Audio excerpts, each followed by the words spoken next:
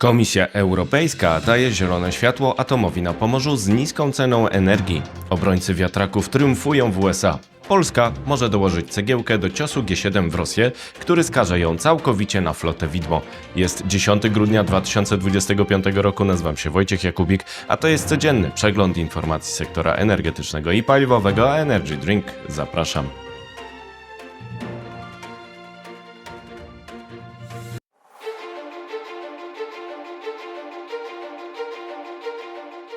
Partnerem kanału Energy Drink jest Orlen. Zaczynamy jak zawsze od informacji dnia. Cios G7, czyli spotęgowana implozja naftowa Rosji z polskim wkładem.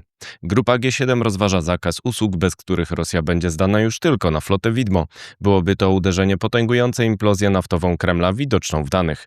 Polska może dołożyć cegiełkę na Bałtyku.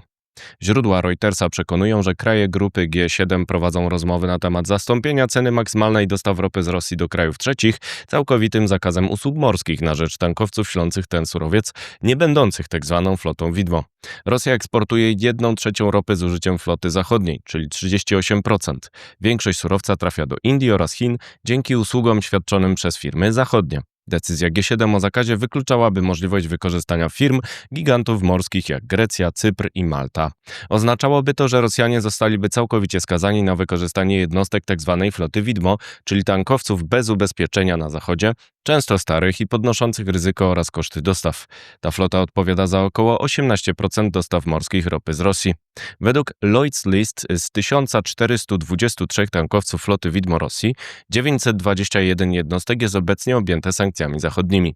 Reuters ustalił, że pomysł G7 może wejść do następnego pakietu sankcji unijnych wobec Rosji. Jest to także sposób na walkę z omijaniem ceny maksymalnej narzuconej przez G7 na dostawy ropy z Rosji. Na razie jednak tylko Unia Europejska, Kanada i Wielka Brytania obniżyły cenę maksymalną z 60 do $47,6 za baryłkę we wrześniu 2025 roku z opcją rewizji co 3 miesiące. Kepler szacuje, że dostawy morskie ropy z Rosji do Chin opływają obecnie na mniej niż 800 tysięcy baryłek dziennie. To spadek o 400 do 500 tysięcy baryłek miesiąc do miesiąca w wyniku sankcji USA wobec Rosnieftu i Łukoila oraz najniższy wynik od lutego 2022 roku. Ministerstwo Finansów Rosji podaje, że przychody ze sprzedaży węglowodorów spadły o 34% do 530 miliardów rubli, czyli 6,8 miliardów dolarów.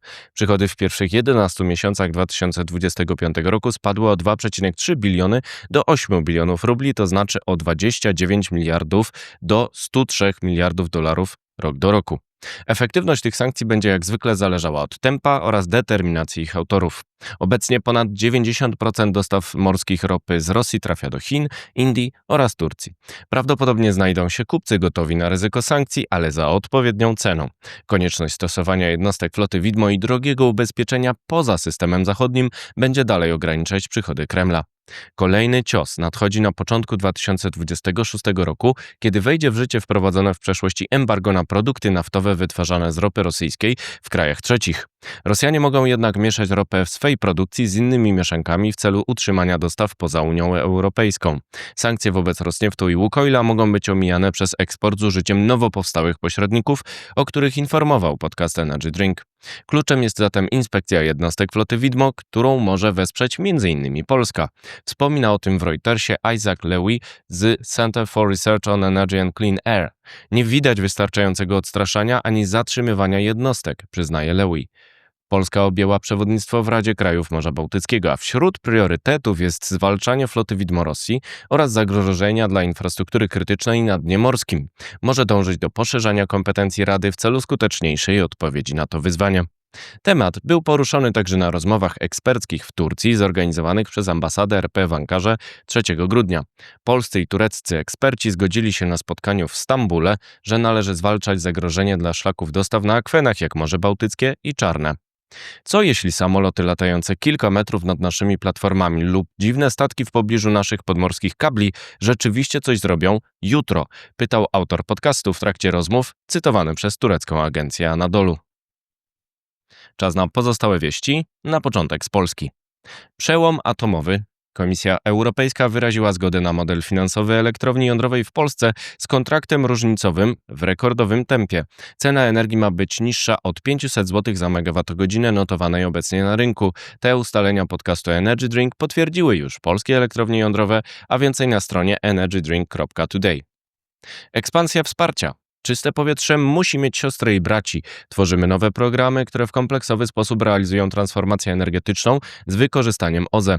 W województwie dolnośląskim realizujemy właśnie pilotażowy program wsparcia spółdzielni energetycznych, powiedziała minister klimatu i środowiska Paulina Henning-Kloska. Zapowiada nowe mechanizmy wsparcia. Punkt strategiczny. Polskie sieci elektroenergetyczne podpisały umowę o przebudowie i rozbudowie stacji Rogowiec ze spółką AGAT z Polski. To jeden z największych i najważniejszych obiektów tego typu w Polsce, dlatego jego utrzymanie w najwyższym standardzie technicznym ma fundamentalne znaczenie dla bezpieczeństwa krajowego systemu elektroenergetycznego, tłumaczą PSE. Teraz wieści z Europy.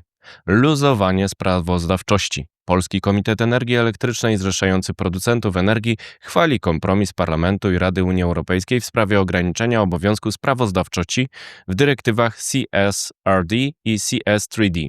To ważny krok w stronę ograniczenia biurokracji oraz zwiększenia przewidywalności przepisów dla przedsiębiorstw. Komisja Europejska szacuje, że pakiet pozwoli ograniczyć koszty sprawozdawcze o ponad 4,5 miliarda euro rocznie.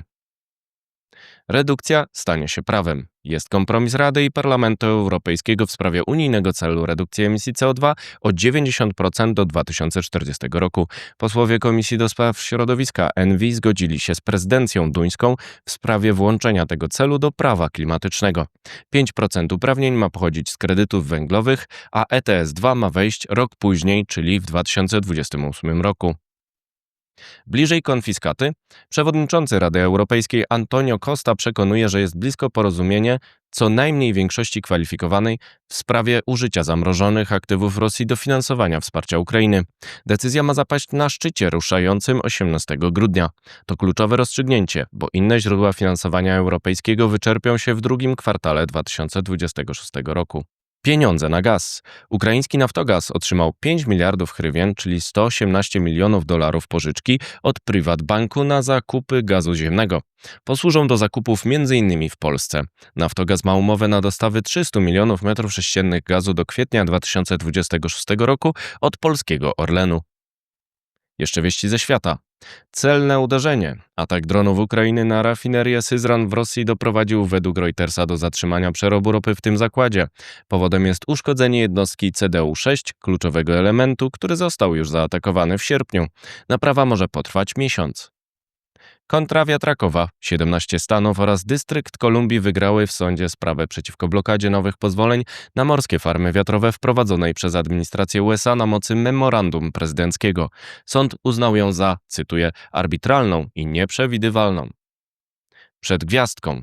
Według Financial Times prezydent Donald Trump dał przywódcy Ukrainy Wołodymyrowi Zełenskiemu czas do świąt Bożego Narodzenia na odpowiedź na plan pokojowy przygotowany przez USA po rozmowach z Rosją. Przedmiotem sporu są ustępstwa terytorialne w Donbasie. Dyplomacja energetyczna. Według eksperta cytowanego przez Berliner Zeitung Niemcy oddają Chinom przywództwo w technologiach transformacji. Bez wiążących mechanizmów zamówień publicznych, które faworyzują niemieckie i marokańskie łańcuchy dostaw, Niemcy w rzeczywistości przekazują Chinom i innym krajom azjatyckim projekty warte miliardy euro, ocenia Badr Ikken, ekspert z Maroko. To wszystko w materiałach przygotowanych dzisiaj, następna oczywiście już jutro, więc zapraszam Państwa serdecznie. Do zobaczenia, do usłyszenia.